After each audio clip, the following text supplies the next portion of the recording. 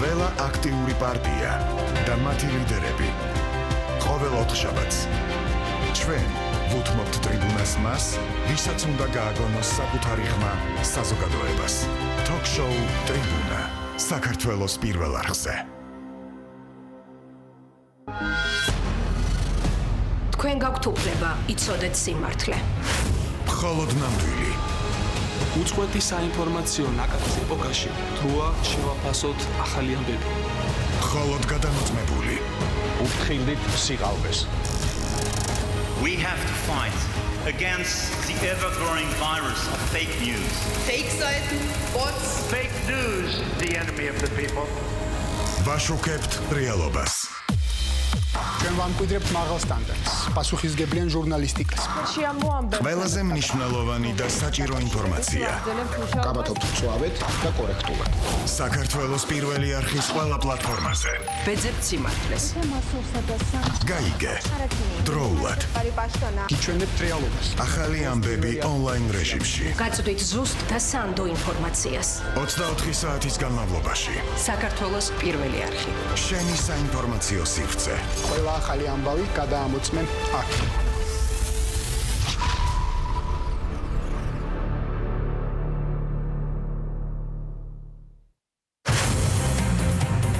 მარიამ ვაშაძე. მოამბე. 12-ზე და 15 საათზე.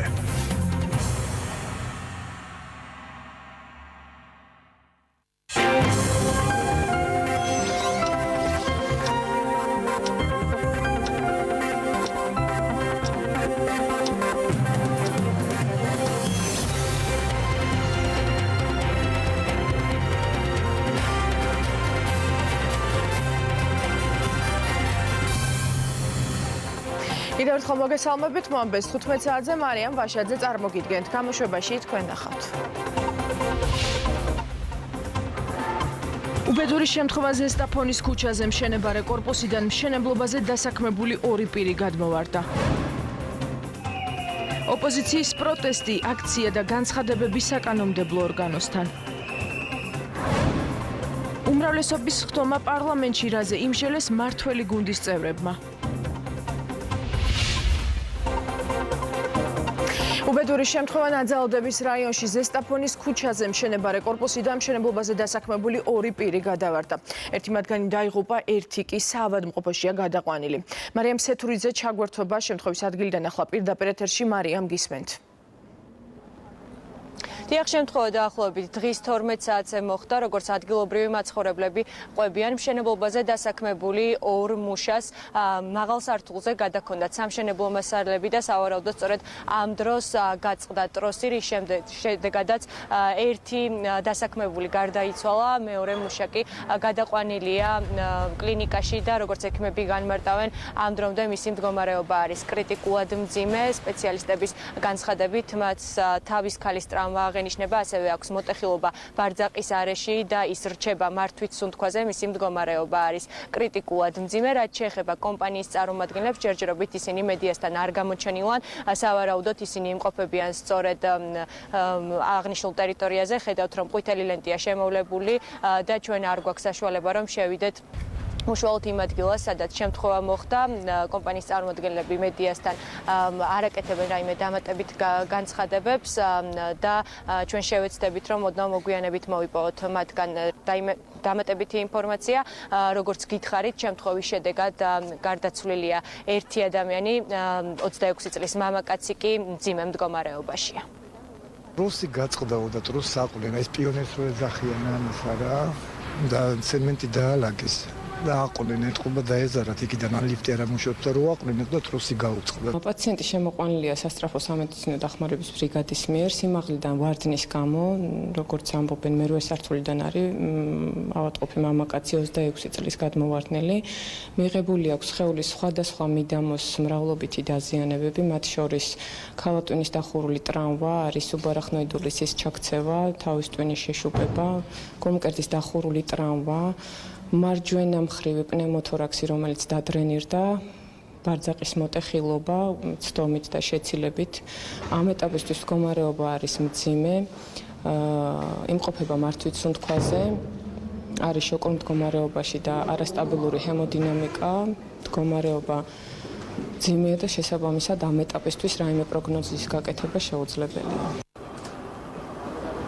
დაახლოებით 3 საათის განმავლობაში მუშაობდნენ შემთხვევის ადგილზე ექსპერტ-კრიმინალისტები, რომლებმაც სულ ცოტა ხნის წინ დატოვეს ტერიტორია, ასევე აქ ჩვენი ინფორმაციით იმყოფებოდა შრომის ინსპექციის სამსახური, რომელმაც ადგილზე ტერიტორია შეამოწმა. ბექა ფერაძემ ჩვენთან საუბრისას განმარტა, რომ პირველადი დათვალიერებით იკვეთება შრომის უსაფრთხოების ნორმების დარღვევა, კერძოდ კი საუბარია კუსტარულად დამზადებულ მოწყობილობაზე, რომლის საშუალებითაც აქ ჰქონდათ სწორედ სამშენებლო ტვირთი მუშებს, მისივე თქმით, ოდნავ მოგვიანებით გახდება მეტი დამატებითი დეტალები საქმესთან დაკავშირებით ცნობილი. გარდა ამისა, აქ დღეს იმყოფებოდა ასევე პროფკავშირების წარმომადგენელი, რომელსაც ჯერჯერობით არ მიეცა უშუალოდ შიგნით ტერიტორიაზე შესვლის საშუალება, თუმცა მისივე განმარტებით სავარაუდოდ ადგილი ჰქონდა უსაფრთხოების ნორმების დარღვევას. პირველად დათვალიერებით იკვეთება შრომის უსაფრთხოების კრიტიკული დარღვევები, კერძოდ საუბარია ტვირთის სიმაღლეზე ატანაზე, რომელიც ხორციელდებოდა კუსტარულად დამზადებული მექანიზმით, რის გამოც ჩვენ მივიღეთ გადაწყვეტილება და შევაჩერეთ სამუშაო პროცესი, რაც შეეხება მოკვლევის პროცედურებს უშუალოდ მიზეზშედეგობრივ კავშირებზე ჩვენ გამოძიებას მოკვლევის პროცედურებს ვახორციელებთ, ასევე შინაგან საქმეთა სამინისტრო ჩართული არის ამ პროცესში სისხლის სამართლებრივი მიმართულებით.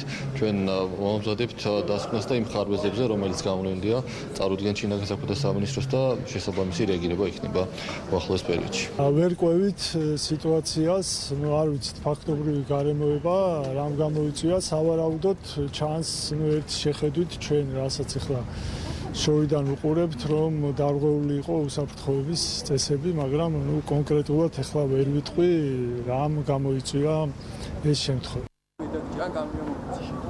შინაგან საქმეთა სამინისტრომ საქმის გამოძიება დაიწყო უკვე 240 მუხლით, რაც სამშენებლო სამუშაოებისას წესების დარღვევას გულისხმობს. მადლობთ მარიამ სეთურიძე საუბრობდა პირდაპირ ეთერში. ოპოზიციის აქცია საკანონმდებლო ორგანოსთან პარლამენტის სხვადასხვა შესასვლელთან დილიდან ოპოზიციური პარტიების ლიდერები და მათი მხარდამჭერები შეიკრიბნენ. მათ საარჩევნო სისტემის შეცვლა, პლაკატებით და შეძახილებით მოითხოვეს. ნოდარ ჩაჩუა განავრცობს თემას ახლა ღია ეთერში. ნოდარ გისმენთ. დიახ მარიამ, საპროტესტო აქცია რუსთაველის გამზირზე უკვე დასრულებულია. პარლამენტის მიმდებარე ტერიტორია ოპოზიციური პოლიტიკური პარტიის თითქმის ყველა ლიდერმა და მისმა მხარდამჭერებმა უკვე დატოვეს. რაც შეეხება 3 საათის განმავლობაში, შეიძლება ოდნავ მეტი ხნის განმავლობაში მიმდინარეობდა პროტესტი რუსთაველის გამზირზე, მთელი ამ დროის განმავლობაში იყო დაპირისპირება პოლიციასთან, ასევე სიტყვიერი დაპირისპირება თავად ქართული ოცნების უმრავლესობის წარმომადგენლებთან და ასევე მცდელობაც პარლამენტიდან გამოსული ავტომანქანების გადაადგილებისთვის ხელის შეშლის იყო სასტვენები, ასევე დაპირებაც იმასთან დაკავშირებით, რომ დღეიდან დაიწყება ეროვნული წინააღმდეგობის მოძრაობა და ის იქნება ძალიან მკაცრი, ის იქნება ძალიან ხმაურიანი და გაგრძელდება მანამ სანამ ქართული ოცნება ოპოზიციის მოთხოვნებს საარჩევნო სისტემის სრულებასთან დაკავშირებით არ გაითვალისწინებს. ამ ყველაფრის მიუხედავად შეიძლება ითქვას, რომ დღეს მაინც მშვიდვითარებაში ჩაიარა პროტესტმა რუსთაველის გამზირზე, პროტესტის განახლებული პროტესტის პირველმა დღემ რუსთაველის გამზირზე და ნაკლები რადიკალიზაციის გარეშე დატოვეს როგორც ოპოზიციური პოლიტიკური პარტიების წარმომადგენლებმა რუსთაველის მიმდებარე ტერიტორია, ასევე მათმა მხარდამჭერებმაც.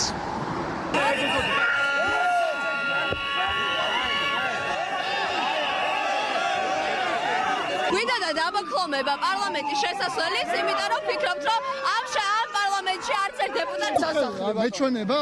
თქვენ გაჩვენებათ რაღაცა. რამდენი ხანი შეგიძლიათ რომ ჩემი შინაგანი განწყობა ისეთი იყო რომ მე შერეულს უჭერდი ხარს, მაგრამ რა გიყავ კონსტიტუციაში ჩავწერე, რა გიყავ შემდეგ ივნისის ამბების შემდეგ, მე ამიტომ თქვენ დაუჭირეთ პროპორციულს ხარი, მაგრამ ეს იმას არ ნიშნავს რომ იმის არჩევანს პატივი არ აქვს. არა, რა არჩევანს კაცო ხა ვის აინტერესებს მაგრახიძეს ვინ ეკითხება არჩევანს ხა დაავალეს და ისე გააკეთეს, მაგაშია მაგათ სამართლებო ქმედება.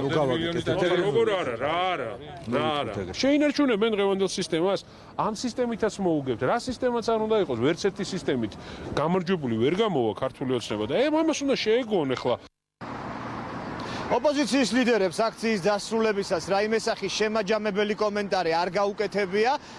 ასე ვთქვათ, წრე დაარტყეს საკანონმდებლო ორგანოს, შემდეგ უკვე საერთო შეკრება მოაწყვეს აქ პარლამენტის წინ და განაცხადეს, რომ ისინი იშლებიან დღეს, თუმცა პროტესტს, როგორც ოპოზიციის წარმომადგენლები ამბობენ და ოპოზიციის ლიდერები ამბობენ, გააგრძელებენ, ისინი პროტესტს გააგრძელებენ და ხელს შეუშლიან საკანონმდებლო ორგანოს მუშაობას, ასევე ხელს შეუშლიან საქართველოს მთავრობის მუშაობასაც და ისინი ასევე პროტესტს მოაწყობენ სახელმწიფო კანცელარიასთან და ამას გააგრძელებენ მანამდე, სანამ მათი მოთხოვნა საარჩევნო სისტემასთან დაკავშირებით არ იქნება მიღებული და საარჩევნო სისტემა არ იქნება გადახედილი და შეცვლილი. ოპოზიციური პოლიტიკური პარტიების ლიდერები დღეს ასევე აცხადებდნენ იმასაც, რომ ისინი პროტესტს გარდა დედაქალაქისა ასევე რეგიონებშიც გააგრძელებენ. მადლობთ და ნოდარ ჩაჩუა საუბრობდა რუსთაველის გამზირიდან პირდაპირ ეთერში. მალხაზ მაჩალიკაშვილი ქართულ ოცნებას განადგურებით ემუქრება. მე ვიქნები ყველგან, სადაც ორი ადამიანი მაინც იქნება, რომელიც გააპროტესტებს დღევანდელ ხელისუფლებას. ამის შესახებ მან საქართველოს პარლამენტის შენობასთან აქციაზე განაცხადა. როგორც მაჩალიკაშვილმა აღნიშნა, მის მიზანია თემილონ მაჩალიკაშვილის საქმეზე პარლამენტში საგამოძიებო კომისია შეიქმნას. მანვე დღეს ჟურნალისტებს განუცხადა, რომ კომენტარს არ გააკეთებდა, ვიდრე ტელეკომპანია იმედის მიკროფონს ხედავდა. მან იმედის ჟურნალისტ სიტყვიერი შეურაცხყოფა მიაღენა. რატომ გაუშვით არავის ინტერვიუს არ მოგცეთ სანამ ხედავ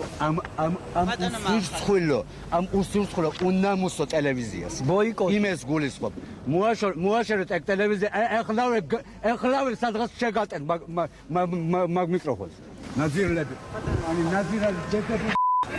ესები ყველანაირად პირდაპირ ამ სიტყვის ნიშნულობით გავანადგურო ქართული ოცნება. მე ვიბრძვი იმისათვის, პირველ რიგში არის ის ჩემი მიზანი, რომ შეიქმნას პარლამენტში დროებითი საგამოძიებო კომისია, აი ეს ადამიანები, რომლებსაც საუბრობ, მათ გაუცე მე და მასეს თელმა საქართველოს პასუხი.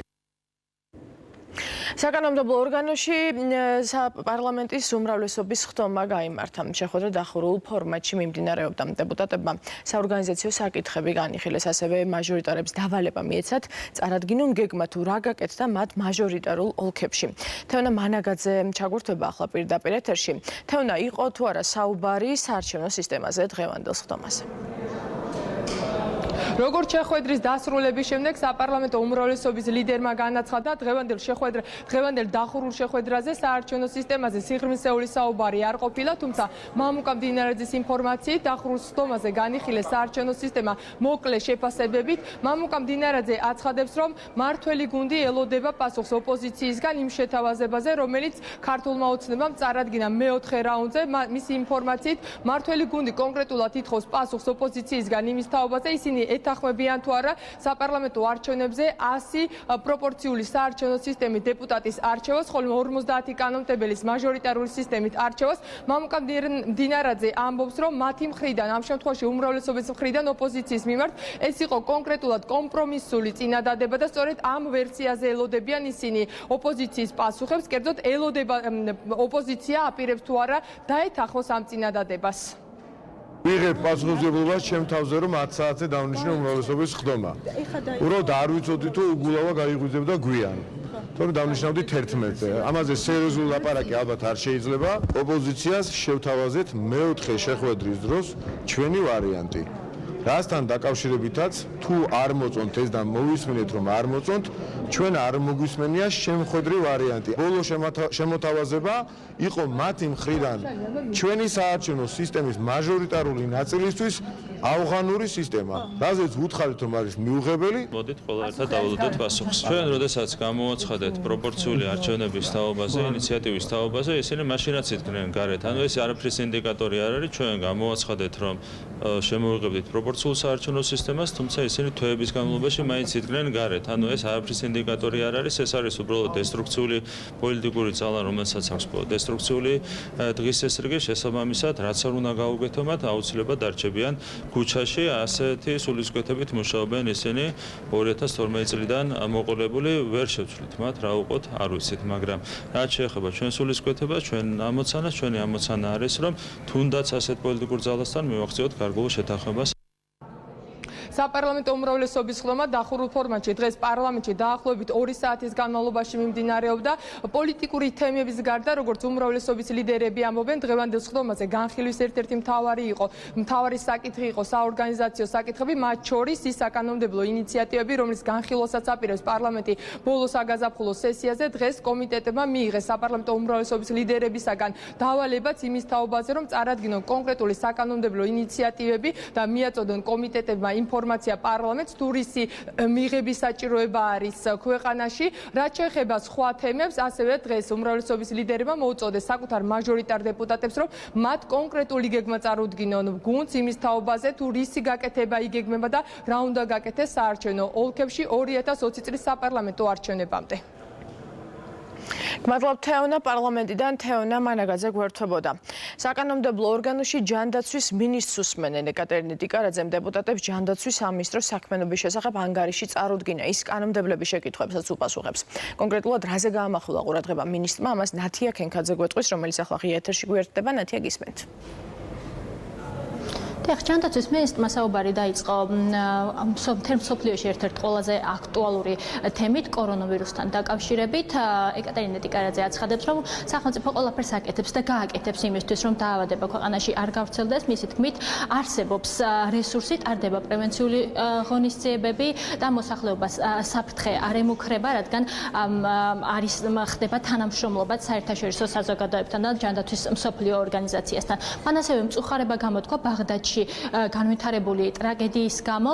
დაახლოებით 40 წუთის განმავლობაში საუბრობდა ჯანდაცვის მინისტრი ჯანდაცვის და სოციალური მიმართულებით გატარებული თუ დაგეგმილი რეფორმების შესახებ, სამინისტროს პრიორიტეტებზე, რომლის მიხედვითაც ნაწილდება ფინანსები და ასევე ხორციელდება სხვადასხვა გეგმები. მან ყურადღება გაამახვილა იმ თემაზე, რომელიც ბოლო პერიოდში გახდა უკმაყოფილების და დაპირისპირების საგანი 520 დადგენილებაზე, რომელიც ითვალისწინებს საყოველთაოდ ჯანდაცვის პროგრამაში ჩართული კერძო კლინიკებისთვის გარკვეულ მომსახურებაზე ერთიანი ტარიფის დაწესებას. ჯანდაცვის მინისტრი აცხადებს, რომ ეს რეფორმა შემუშავდა კერძო კლინიკებთან კონსულტაციით და მან დღესაც გამოთქვა მზადყოფნა დიალოგისთვის, თუმცა აღნიშნა, რომ პაციენტის უფლებები და ინტერესები არის მნიშვნელოვანი და მისი გათვალისწინება აუცილებლად უნდა მოხდეს. მან ისაუბრა ასევე მედიკამენტებთან დაკავშირებით. ჯანდაცვის მინისტრი ამბობს, რომ სახელმწიფო შესაძლებლობის ფარგლებში ყველაფერს აკეთებს იმისთვის, რომ მედიკამენტებზე ხელმისაწვდომობა კიდევ უფრო გაიზარდოს. დაახლოებით 40 წუთის განმავლობაში საუბრობდა, როგორც უკვე გითხარით, მინისტრი. ახლა კი უკვე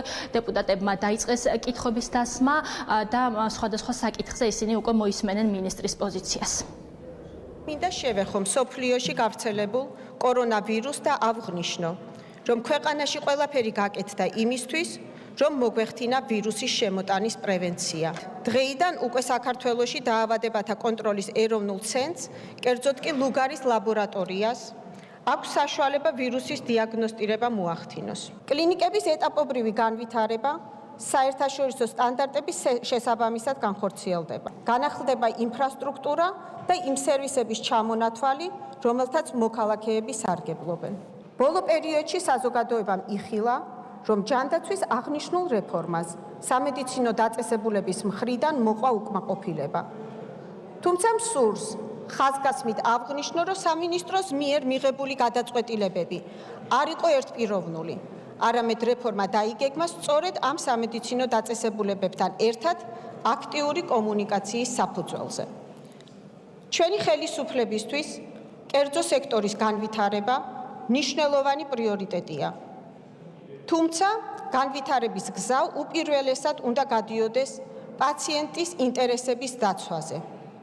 სამინისტრო ყოველთვის აცხადებს მზაობას, დიალოგისა და დარგის წარმომადგენლებთან ერთად სამედიცინო სექტორში მიმდინარე საკითხების განხილვისთვის. აუცილებელია არსებობდეს კონკრეტული სტრატეგია, რომელიც მედიკამენტებზე, ფასებზე, ხელმისაწვდომობასა და ხარისხზე იქნება გათვლილი. მედიკამენტების რაციონალურად გამოყენების და მათზე დანახარჯების შემცირებისთვის ჩვენ ვიმუშავებთ პოლიფარმაციის კონტროლზე. ხარისხის კომპონენტში აქცენტს გავაკეთებთ ქვეყანაში წამლის რეგისტრაციისა და ბაზარზე დაშვების საკითხებზე. ეკატერინე ტიკარაძე არის მთავრობის პირველი წარმომადგენელი, რომელიც საგაზაფხულო სესიის ფარგლებში წარდგა პარლამენტის წინაშე მინისტრის საათის ფორმატში. მისი მოსმენა დაგეგმილი იყო საშემოდგომო სესიის ბოლო დღეს, თუმცა დროის ამოწურვის გამო გადაიდო. კითხვა-პასუხის რეჟიმის დასრულების შემდეგ ჯანდაცვის მინისტრს კიდევ ექნება საშუალება, რომ საკანონმდებლო ორგანოს წევრებს შემაჯამებელი სიტყვით მიმართოს. გმადლობთ ნათიას, ნათია ქენქაძე იყო. ევროპულ საქართველოში აცხადებენ, რომ ჯანდაცვის მინისტრს საჯაროდ მიმართავენ იმ კითხვებით, რომელიც საზოგადოებას აქვს და გამოსვლას არ დაესწრებიან. ზურაბ ჭიაბერაშვილის თქმით, ერთ-ერთი კითხვა 520-ზე დადგენილებას ეხება. ჭიაბერაშვილი მიიჩნევს, რომ ეს დადგენილება უმძიმეს მდგომარეობაში აყენებს საავადმყოფოებს.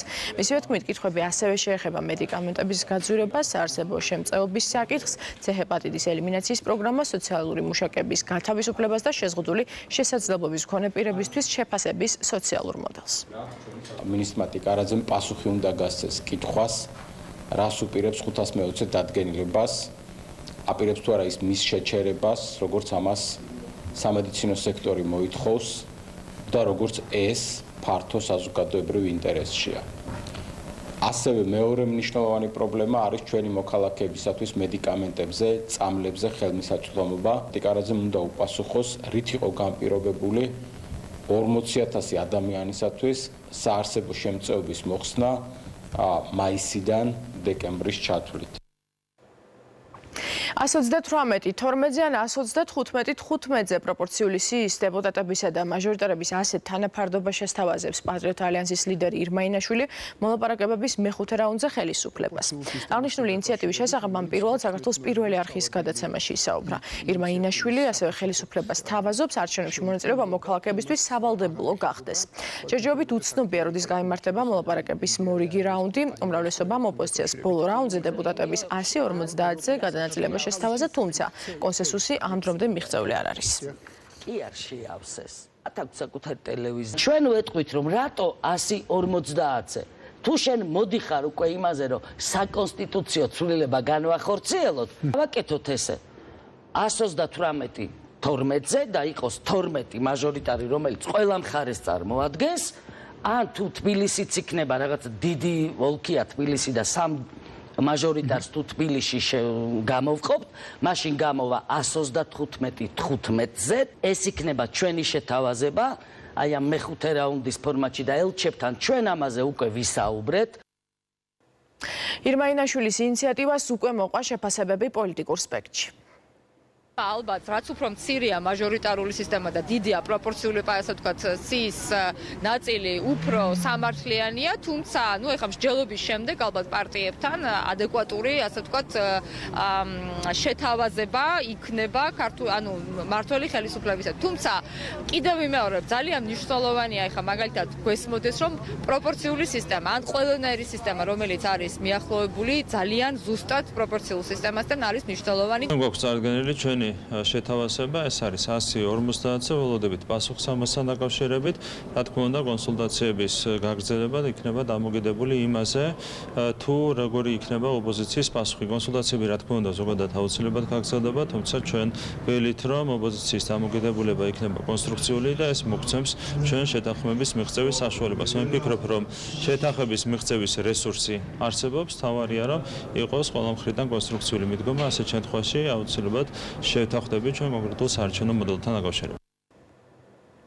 დავით ზალკალიანი ამერიკის შეერთებულ შტატებში სენატორებს შეხვდა, მათ შორის ჯინ შაჰინსა და ჯეიმს რიშს, რომლებმაც ცოტა ხნის წინ საქართველოს პრემიერს წერილი გამოუგზავნეს. ჩვენ მხარს ვუჭერთ საქართველოს, ვაფასებთ ქართველი ხალხის დასავლურ მისწრაფებას ევროპისკენ, ნატოსკენ, ამერიკის შეერთებული შტატებისკენ. დარწმუნებული ვარ, რომ ეს მხარდაჭერა მომავალშიც გაგრძელდება. ამის შესახებ სენატორმა ჟახინმა საქართველოს საგარეო საქმეთა მინისტრთან შეხვედრის შემდეგ განაცხადა. სენატორებმა განცხადებაც გაავრცელეს, სადაც ნათქვამია, რომ ეს იყო პროდუქტიული შეხვედრა, რომელზეც ისაუბრეს გიორგი გახარიასადმი გაგზავნილ წერილზე, საქართველოში პოზიტიურ ძროებსა და შტატების მიერ საქართველოს დემოკრატიული ტრანსფორმაციის მხარდაჭერაზე. სენატორებმა მოუწოდეს საქართველოს მთავრობას შეასრულოს ვალდებულებები და გააძლიეროს დემოკრატიული ინსტიტუტები, ხელი შეუწყოს სასამართლოს დამოუკიდებლობას და წინ წაწიოს დაპირებული საარჩევნო რეფორმა. ჩვენ კარგი შეხვედრა გქონდა, სადაც ამ საკითხებზე ვისაუბრეთ და მოგცეს გარანტიები, რომ ვითარება შეიცვლება. ჩვენ განვითარებას დავაკვირდებით. ეს ქართველების ქვეყანაა და მე დარწმუნებული ვარ, ქართველებს სურთ თავისუფალი და ეკონომიკურად განვითარებული ქვეყანა. ამ საქმეში ჩვენ გვინდა მათ გვერდით ვიდგეთ. ვისაუბრეთ არჩევნებზე, რომელიც 2020 წელს გაიმართება. ქართველი ხალხი გამოხატავს თავის პოზიციას. 2012 წელს, როდესაც მე საქართველოში ვიყავი, ყველა ფიქრობდა, რომ სააკაშვილი მოიგებდა, თუმცა ივანიშვილმა გაიმარჯვა. ქართველი ხალხი თავად იღებს გადაწყვეტილებას და ეჭვიც არ მეპარება, უფრო ახლოს აკვირდებიან, ვიდრე ჩვენ. ჩვენ ძალიან მტკიცედ ვუჭერთ მხარს საქართველოს და პატივს ვცემთ ქართველი ხალხის ევროპულ კურსს, ნატოსკენ და ევროატლანტიკური კურსისკენ სწრაფვაში. გვინდა ამას მხარი დავუჭიროთ და იმედი გვაქვს გვექნება მხარდაჭერის გაგრძელების საშუალება. ვისაუბრეთ ყველა იმ ძირითად საკითხზე, რომელიც არის ასახული მათ წერილში. ეს იყო შეხვედრა, მეგობრების შეხვედრა, სტრატეგიული პარტნიორების შეხვედრა და სწორედ ამ კონტექსტში იყო ჩემი მხრიდან ძალიან დასაბუთებული, არგუმენტირებული პოზიცია ყველა იმ პროცესთან მიმართებაში, რა პროცესებზეც არის საუბარი წერილში. რესპუბლიკელი კონგრესმენის დევიდ ნუნესის განცხადებით ევროატლანტიკური უსაფრთხოების უზრუნველყოფაში საქართველოს მნიშვნელოვანი წვლილი შეაქვს და შეერთებული შტატები დაინტერესებულია, რომ საქართველოს მთავრობასთან მჭიდრო თანამშრომლობა განაგრძოს. ამის შესახებ კონგრესმენმა დავით ზალკალიანთან შეხვედრაზე თქვა. შეხვედრის ფარგლებში მხარებმა საქართველო-ამერიკის სტრატეგიული პარტნიორობა, ასევე საქართველოს ევროპული ინტეგრაციის წარმატებები და სამომავლო გეგმები განიხილეს. შეხვედრისას აღინიშნა ამერიკის მნიშვნელოვანი როლი ევროატლანტიკური მიზნების რეალიზაციის გზაზე. მხარებმა რეგიონში უსაფრთხოების გარემოს და საქართველოს სამშვიდობო პოლიტიკაზეც ისაუბრეს. ჩვენ განვაგრძობთ საქართველოსთან მჭიდრო თანამშრომლობას. ტრამპის ადმინისტრაცია და რესპუბლიკელები კონგრესში ვცდილობთ და გვსურს, რომ ნატო იყოს უფრო გაძლიერებული და უზრუნველყოფილი, რათა შეძლოს ისეთი ქვეყნების დახმარება, როგორიც საქართველოა. საქართველო დიდ ძალის ხმევას წევს ავღანეთში ტერორიზმის წინააღმდეგ საერთო ბრძოლაში. მოხარული ვარ, რომ შევხვდი საქართველოს საგარეო საქმეთა მინისტრს. ჩვენ განვაგრძობთ საქართველოს მთავრობასთან თანამშრომლობას ურთიერთობის გაძლიერების და თქვენი ქვეყნის ეკონომიკური ზრდის ფონზე. გენერალური პროკურორობის კანდიდატებთან გასაუბრება დასრულდა. ბოლო კანდიდატს გელად ჩივაძე საპროკურორო საბჭომ დღეს მოусმინა. ჩივაძე გენერალური პროკურორის აპარატის უფროსი პროკურორის თანამდებობას იკავებდა. კონკურსის სულ 15 მსურველი მონაწილეობს, მათგან საბჭოს წევრები 3 კანდიდატს ფარული წესით შეარჩევენ და პარლამენტს ერთს გადაუგზავნიან. საკანონმდებლო ორგანოში კი გენერალური პროკურორის არჩევა ხმათა უმრავლესობით მოხდება. ყოველ შემთხვევაში ეროვნულად გაერთიანებული პროფკავშირების თავმჯდომარის ირაკლი პეტრიაშვილის ინფორმაციით პროფკავშირების ორგანიზებით ხვალ ფრონტერა ისტერ ჯორჯიას მიერ გათავისუფლებული თანამშრომლები კომპანიის ოფისთან საპროტესტო აქციას გამართავენ. ირაკლი პეტრიაშვილის თქმით, დასაქმებულების გათავისუფლება უკანონოდ მოხდა და გაერთიანება ყველა რესურსს გამოიყენებს, რათა კომპანიაზე ზეწოლა მოახდინოს და თანამშრომლებს აუნაზღაურონ ხელფასები და აღადგინონ სამსახურში. პეტრიაშვილის განცხადებით, პროფკავშირების სამართლებრივი დავას კომპანიის წინააღმდეგ სავარაუდოდ მომდევნო კვირაში დაიწყებენ. სახელმწიფო რასაც განსაზღვრავს და რა გზავნილებსაც იძლევა, ეს იქნება კანონმდებლობა, ეს იქნება რიტორიკა, ეს იქნება სხვადასხვა საკანონმდებლო აქტები და ასე შემდეგ. იმას იღებენ დამსაქმებლები და გონიათ, რომ უკაცრავად ამ ჟარგონისთვის ისე უნდა იბაირამონ ამ ქვეყანაში, რომ შეიძლება ამუშავო ადამიანი არ გადაუხადო თავისი კუთვნილი შრომის ანაზღაურება, ხვალ ჩვენ საპროტესტო აქციაც გვაქვს და ეს პროტესტი გაგრძელდება.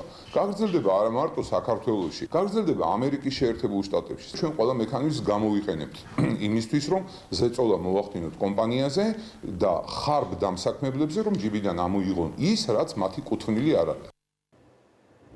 თბილისის მერია ილიაბას ბაზრობის უსისტემო განვითარებით გამოწვეული პრობლემების მოგვარებას იწყებს. საკითხზე მუშაობა უკვე დაევალა დედაქალაქის მერის ურბანულ სამსახურს, რომელმაც ბაზრობა უნდა განავითაროს და სხვადასხვა სივრცედ დაყოს. კახა კალაძის განცხადებით, განაშენიანების რეგულირების გეგმის ფარგლებში, რომელიც უნდა შემუშავდეს და დამტკიცდეს, მოხდება ილიაბას ბაზრობაზე არსებული მძიმე მდგომარეობის გამოსწორება. თბილისის მერის ინფორმაციით, ბაზრობას უკვე დამტკიცებული გეგმის ფარგლებში მინიჭებული აქვს სავაჭრო ზონის სტატუსი, შესაბამისად მოხდება ტერიტორიის მოწესრიგება. ეს არის აქტიური ეკონომიკური ზონა, რომელიც ხელსაყრელი, ხელმისაწვდომი და მნიშვნელოვანია როგორც მოვაჭრესთვის, ასევე მოხმარებლებისთვის.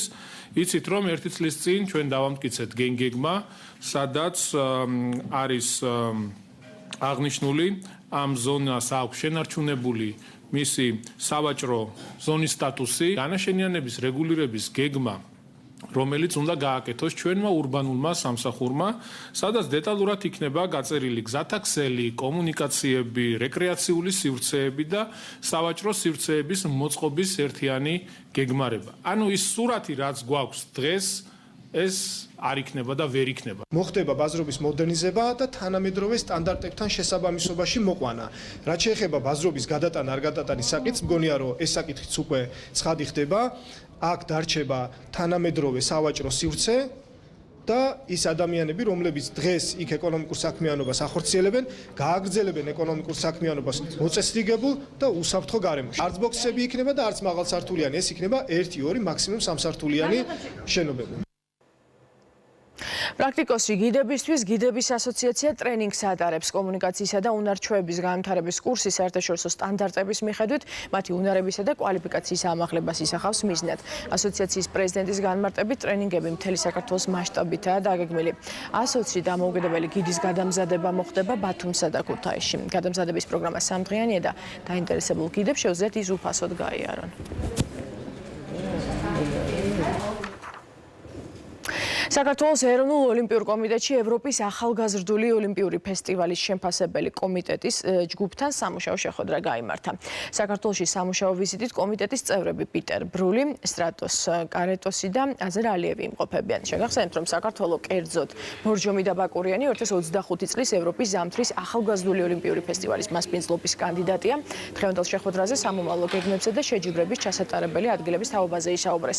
ფესტივალის შემფასებელი ჯგუფი ბორჯომსა და ბაკურიანში დღესვე გაემგზავრება და 3 დღის განმავლობაში შეისწავლის მასპინძლობის კანდიდატ ქალაქებში არსებულ ვითარებას. რომბე ამ დროისთვის დასრულებულია, მე გემშვიდობებით, თქვენ კი დღის სიახლეებს თვალიადევნეთ 1 ტივიჯის.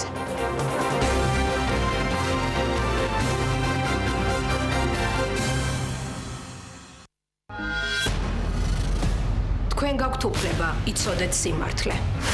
მხოლოდ ნამდვილი. უწყვეტი საინფორმაციო ნაკადს